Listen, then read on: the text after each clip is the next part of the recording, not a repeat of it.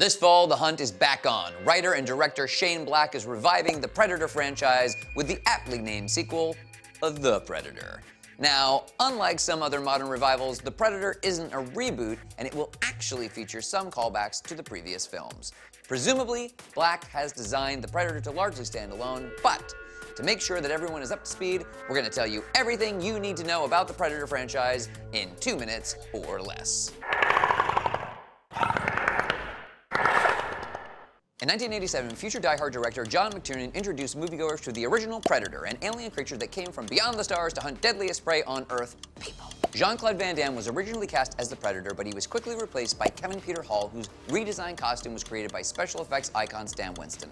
Arnold Schwarzenegger headlined the film as Major Alan Dutch Schaefer, and he was surrounded by an impressive supporting cast including Carl Weathers, Bill Duke, Jesse Ventura, Sonny Landham, and Shane Black. Dutch's elite paramilitary team was duped into going on a fake rescue mission when they encountered a Predator who subsequently picked off the men one by one. Not great news, but how else would the plot move forward? Dutch managed to figure out how to fool the Predator's sensors and narrowly emerged as the victor in their final battle, but then in Predator 2, there was no sign of Dutch. Instead, Danny Glover's Lieutenant Mike Harrigan faced a new Predator in the urban jungle of Los Angeles. Despite what Glover says in his other movies, he was not, in fact, too old for this. Harrigan made it inside of the Predator ship where he found an alien xenomorph skull in the trophy case, which then created a cinematic universe. After beating the Predator with its own weapon, Harrigan discovered that the Predator race followed its own code of honor. The other Predators took the body of their comrade and presented Harrigan with an antique pistol as a trophy of his victory.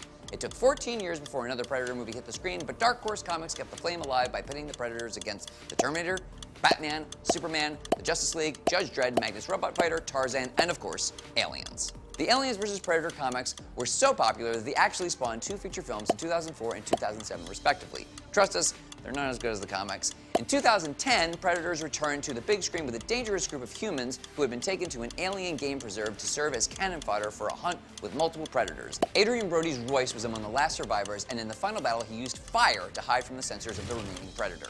Royce defeated that Predator, then took the creature into his arms and planted a kiss on his mandibles. That's not true. That's not true at all. But it is good fanfic. And stop the clock. How did we do? Do you have any questions before The Predator hits theaters on Friday, September 14th? Let us know in the comment section below.